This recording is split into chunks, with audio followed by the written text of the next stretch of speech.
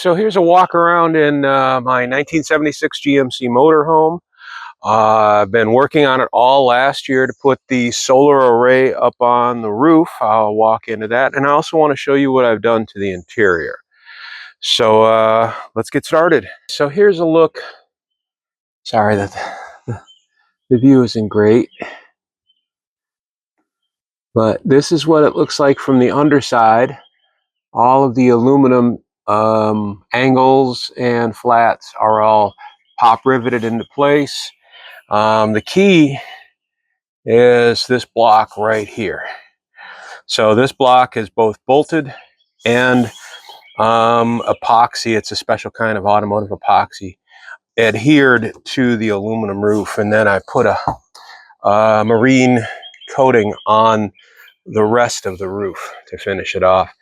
And then structurally, there are these aluminum, I think it's called unistruts, and these special brackets that I got from a solar company. They attach into it.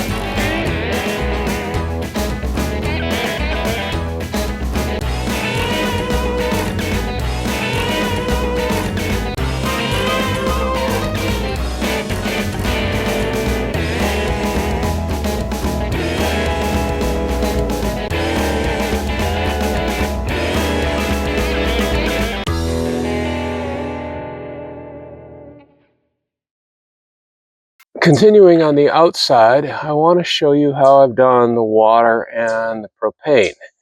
So that's a quick disconnect for the propane. This valve right here. This valve right here is for propane. And this is a quick disconnect for water. So when it's disconnected, no water can come out of it. Let's take a look at the water heater. This unit here is a portable unit that's now fixed to the coach, with hot and cold water running into it, and a propane line. And also it ran initially on 2 D-cell batteries, so 3 volts. Inside of the battery box here is a tiny little buck converter that converts it from 12 volts to 3 volts. And then this switch here controls, this first one is the porch light, and then this one's a water pump. Here it running. Welcome to my home away from home. Here's the front of the coach. You can see I've got the mini split mounted there onto an aluminum rack. You can see this on a previous video if you're interested. And then this little cabinet here has some storage. I won't go into all of it, but it's pretty darn deep. And this sofa bed pulls out. You can see that on a different video. Yeah, 32-inch TV. This refrigerator I'm quite proud of. So I had to drive to New Jersey from Illinois to get it. But, oh, by the way, this panel is not the finished panel. This is, I had to cut it up to be able to run all the lines for the mini split. So I'll be replacing that. Anyway, the refrigerator is about 6.8 cubic feet. Very nice, fits in there really nicely. Better, actually smaller than the old one, gave me enough room to install that propane water heater, the instant hot water heater. All right, let's go to the back where most of the magic happens. Oh, yeah, should look at this. There's this cabinet here, bedside cabinet. Inside of that is a small air compressor, which is connected to the air system of the coach when I plug it in, and a drawer for storage above it. Lots and lots of power if I turn it on.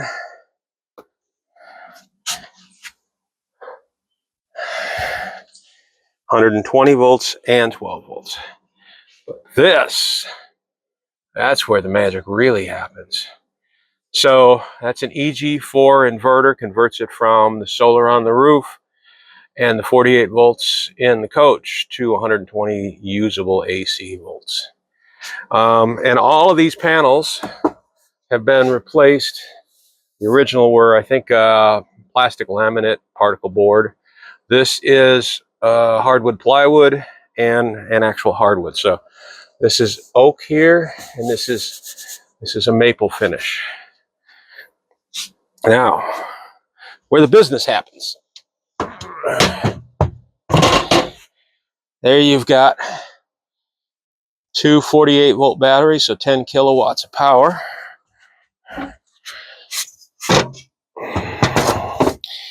And that little box under there, that's where it gets converted from 48 volts to 12 volts. It's all, as you can see, circuit breaker protected. And there's some relays in there.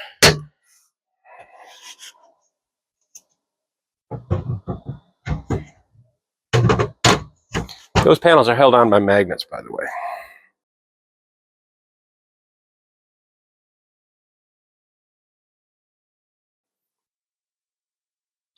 And the light control center up here, this switch here, that supplies the coach battery. So I have a 12 volt lead acid battery, and it runs the lights and such in the coach. Here's the master for the lights. Should turn that on because it's kind of cool. And you can see the ceiling that I did. These are all the same maple plywood with the edges cut in like that. Okay, but like I was saying, this switch here takes the converted. Okay, I thought I'd make a quick video on how I'm doing my ceiling for the motorhome. This is what it looks like. You've seen it in prior videos. So what we've got here is 1 inch mineral wool insulation. It comes in 4x8 sheets, and it's meant to go above the ceiling of a drop ceiling, of a 4x8, whatever they call it, ceiling in a grid. What I'm doing here is, you can see I've stuffed the insulation underneath this 1/4 inch plywood. The 1/4 inch plywood, as you note, is screwed into the aluminum C-channel, the channel that holds the roof up. And this line here represents the center points, so I can actually make the screws go. Staples. They're 18 gauge staples. And behind this piece of 1/4 inch plywood, in the center of the channel, is, I think I used 1 inch or 3/4 inch material, nailer material inside of there. So I've got something solid to nail into and not just 1/4 inch plywood. And you'll also see here I've got this one ready to shoot here. That's just liquid nails. So what I do is nail and glue the pieces up. And I'll do some fast motion to finish up this little section. This is the last piece that I have. Here's the whole ceiling all the way to the front of the coach. And this is all I have left.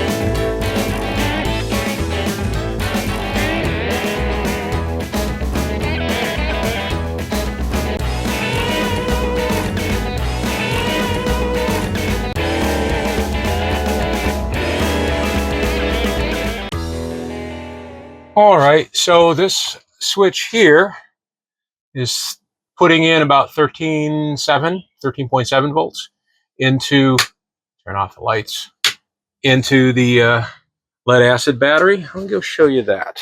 You've got two battery disconnects, one for the chassis battery, or for the main motor, main engine, I guess. And this one is for the lead acid battery. Both of the batteries set right down there. House battery there, chassis battery there. There's the outdoor kitchen setup.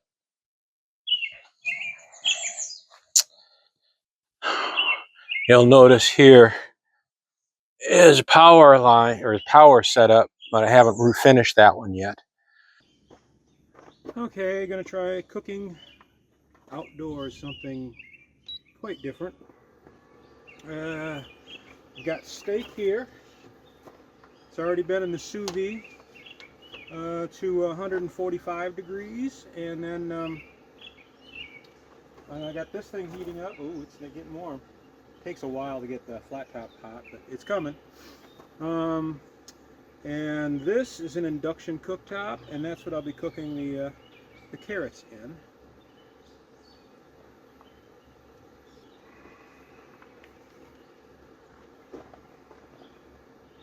No, I'm going to leave the potatoes in there. The potatoes are in this sous vide cooker, so they got up to about 180 degrees or so. So did the carrots, and I'll just put them in a bowl when I'm ready to eat.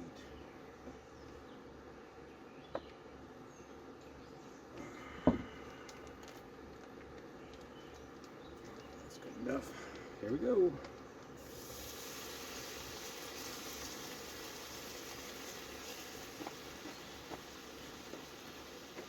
Smells good.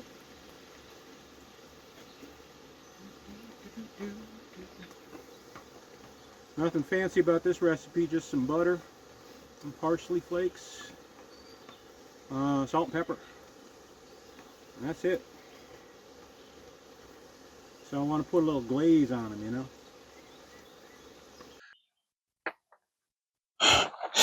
Okay, so according to this, my mic is now working. That's much better, and I can restart this.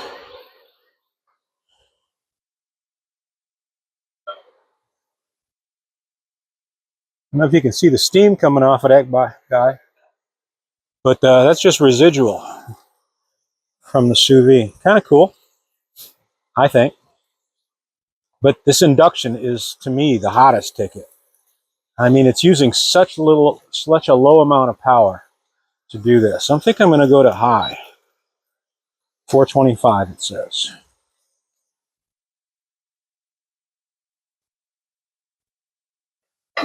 It's getting good. All right.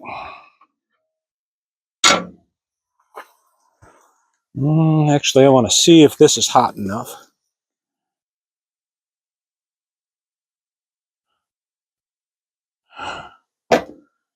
Steaming. Here goes nothing.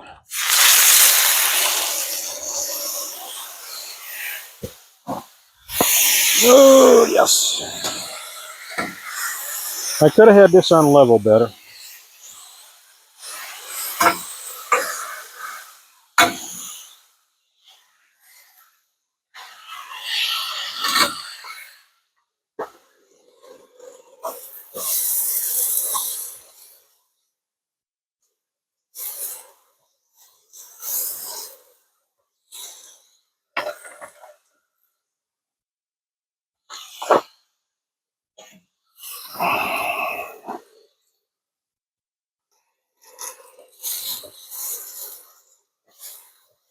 This is my favorite part of the meal. Ah, shit. Oh, good. Now you get to see the sink work.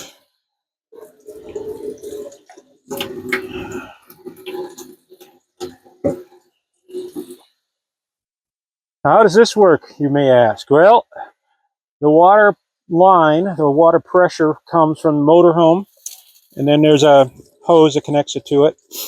Oh, it's time for that steak to get flipped. I can tell.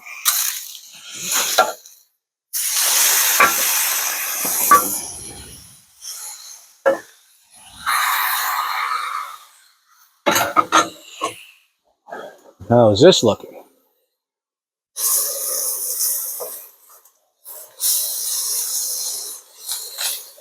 Mighty fine, I say. Mighty fine. Potatoes time.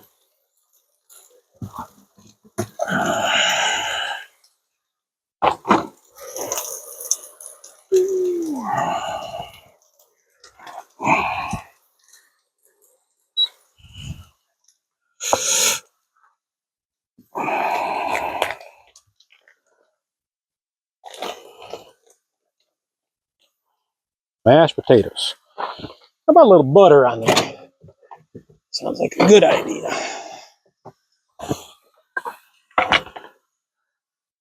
Oh yeah, right there.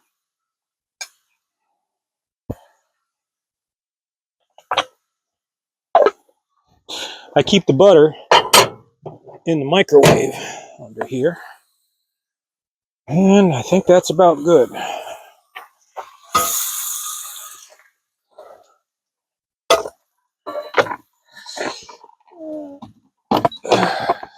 Plate.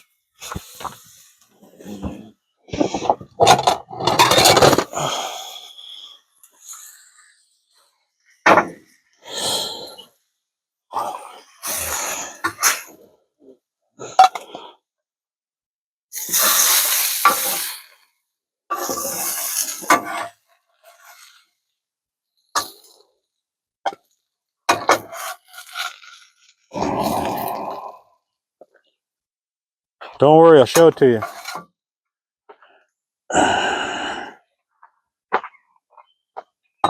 There we go. I don't know. What do you think I'm missing? From the outside, you see that the coach has a zip-D awning. I'm not using it right now because of the site. Don't need it. Okay, here's the driver's side of the coach. Got awnings over both of the windows. This coach didn't have a kitchen window, which I think is a plus. That's where the bathroom is. I do have 120-volt connection, so I've updated the line. Now it's plug it in that way, and then there's storage room behind that where the generator used to be.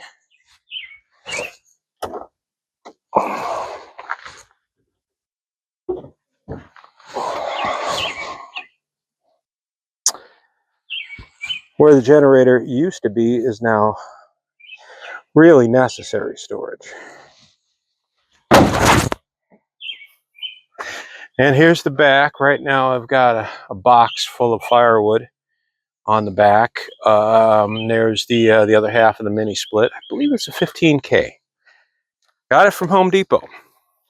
And on this side, there's still one half of the storage box. So when I bought it, previous owner or somebody before them, I don't know, had installed this cool fiberglass box. And that necessitated pushing the bumper out several inches. Well, I just borrowed some of the structure and use it to carry the mini split on the driver's side and left this box. And they also did a nice job, I thought, of redoing the railing. Now, I haven't finished up there. I still have a louver panel I want to put up there. And then I'll finish off the ladder somehow. I don't know how yet, but I've got the old pieces. So I've got the stuff to work with.